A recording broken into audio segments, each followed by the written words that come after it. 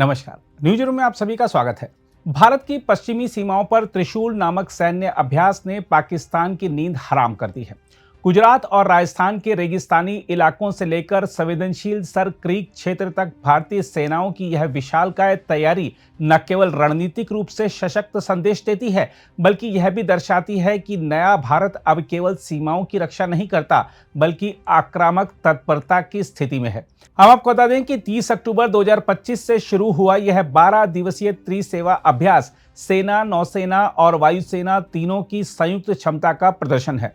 लगभग 20,000 सैनिक, T-90 tank, Rafale और सुखोई 30 MKI लड़ाकू विमान, आकाश व ब्रह्मोस मिसाइल प्रणालियां, नौसैनिक युद्धपोत और विशेष बल कमांडो इस अभ्यास का हिस्सा हैं।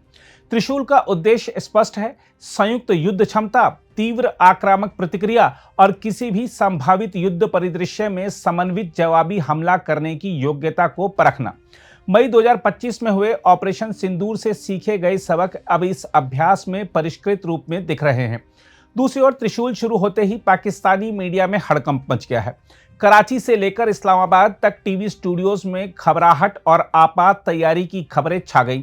पाकिस्तान की वायुसेना ने अपने एयरबेस को हाई अलर्ट पर रख दिया, नोटम्स यानी एयर स्पेस प्रतिबंध जारी किए और सीमा के पास लड़ाकू विमान तैनात कर दिए। पाकिस्तानी विश्लेषकों का यह स्वीकार करना कि भारतीय अभ्यास की स्केल ने सुरक्षा प्रतिष्ठान में घबराहट फैला दी है, दरअसल भारत के रणनीतिक वर्चस्व की अनकही स्वीकार रोकती है। जिस देश के लिए कुछ साल पहले सर्जिकल स्ट्राइक और बालाकोट एयर स्ट्राइक केवल चेतावनी थी, आज वह भारत के सैन्य अभ्यास भर से मनोवैज्ञानिक दबाव में आगे आता है। हम आपको बता दें कि पाकिस्तानी सोशल मीडिया और कुछ समाचार चैनलों ने दावा किया है कि भारत 300 ब्रह्मोस मिसाइलें तैनात कर रहा है। देखा जाए तो यह भ्रामक प्रचार है। वास्तविकता यह है कि भारत के पास कुल मिलाकर 1500 से अधिक ब्रह्मोस मिसाइलों का भंडार है, परंतु किसी एक क्षेत्र में इतनी संख्या में तैनाती का प्रश्न ही नहीं उठता। दरअसल भारतीय नौसेना का लक्ष्य वर्ष 2030 तक अपने पूरे बेड़े में 300 ब्रह्मोस मिसाइलों के एक साथ प्रक्षेपण की क्षमता हासिल करना है। यह एक दीर्घकालिक आधुनिकीकरण योजना है, न कि त्रिशूल अभ्यास की वास्तविक तैनाती। पाकिस्तान का 300 ब्रह्मोस वाला दावा उसी मनोवैज्ञानिक असुरक्षा का हिस्सा है जो उसके पूरे सैन्य तंत्र को जकड़ चुकी है। जब किसी देश का डर उसके तथ्यों पर भारी पड़ने लगे तो समझ लीजिए कि शक्ति संतुलन किस दिशा में झुक चुका है। देखा जाए तो त्रिशूल से पाकिस्तान के भीतर जो डर बैठा है वह केवल हथियारों का डर नहीं है, यह उस नए भारत के आत्मविश्वास का डर है जो अब किसी उकसावे पर प्रतिक्रिया नहीं देता, बल्कि रणनीतिक प्रभुत्व दिखाता है। इसमें कोई दो राय नहीं कि इस समय पाकिस्तान आर्थिक संकट, राजनीतिक विखंडन और आंतरिक चरमपंथ से जूझ रहा देश है। उसकी सेना जो दशकों तक भारत विरोधी राष्ट्रवाद पर टिके रहने की आदी थी, अब जानती है कि भारतीय जवाब केवल सीमित नहीं रहेगा। भारत के पास आज राफेल स्क्वाड्रन, सुखोई 30 MKI बेड़े, ब्रह्मोस सुपरसोनिक मिसाइलें, पिनाका रॉकेट सिस्टम और नेटवर्क सेंट्रिक युद्ध तकनीक जैसी क्षमताएं हैं जिनका सामना पाकिस्तान किसी भी मोर्चे पर नहीं कर सकता।